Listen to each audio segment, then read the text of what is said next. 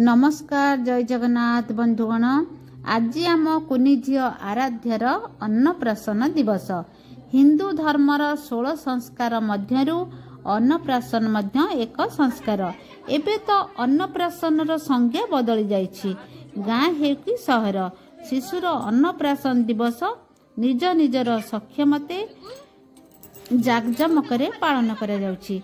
शिशु को 56 भोग खुआइबा सहित भोजी भातर मध्य आयोजन करा जाउछि। आज तो आम आराध्या पाई भोजी भातर आयोजन करा जिबा सहित समस्त बंधु बांधव को मध्य निमंत्रण करा जाइछि। शिशुटी 6 मास पर्यंत केवल माँ क्षीर खाई थाए। 6 मास अन्य खाद्य सहित से परिचित न थाए। अन्नप्राशनर मुख्य उद्देश्य है सबु खाद्य सहित शिशु को परिचय कराइबा सहित सबु खाद्यर स्वाद मध्य ताकू जणाइबा उचित। शिशुटी 6 मास पूरी गले तार अन्नप्राशन विधि पालन करने उचित।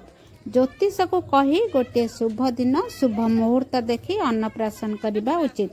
से दिन सकाळु सबु देवदेवता को पूजा कर सारिबा परे शिशु को शुद्ध जल स्नान कराई नुआ जमा पैंट पिंधेबा उचित। यह होची आम ओडिया घरर अन्नप्राशन संस्कार विधि। आपण माने संपूर्ण भिडियोटी देखंतु आ केमिति लागिला निश्चय जणाइबे। एथर मु रहुछि जदि मोर ए भिडियोटी आपण मन को भल लागि थाए ताहले निश्चय लाइक शेयर और सब्सक्राइब करबा को जमारू भूलिबे ना। एथर मु रहुछि धन्यवाद।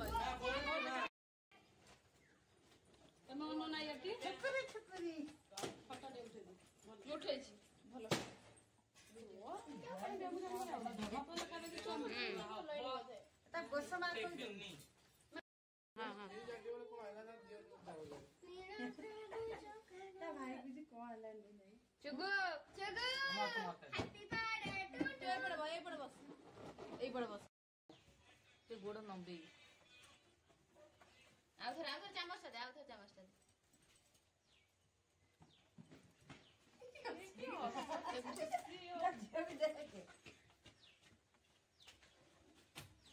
ते मन तोळ जानी तो पाटी गुरु दउछि ना ना ना आबे भात रे तो कर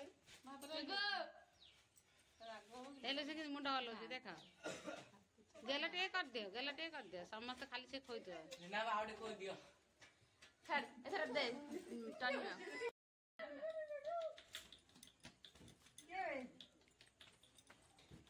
ना ना ना जगो नाच नाच नाच नाच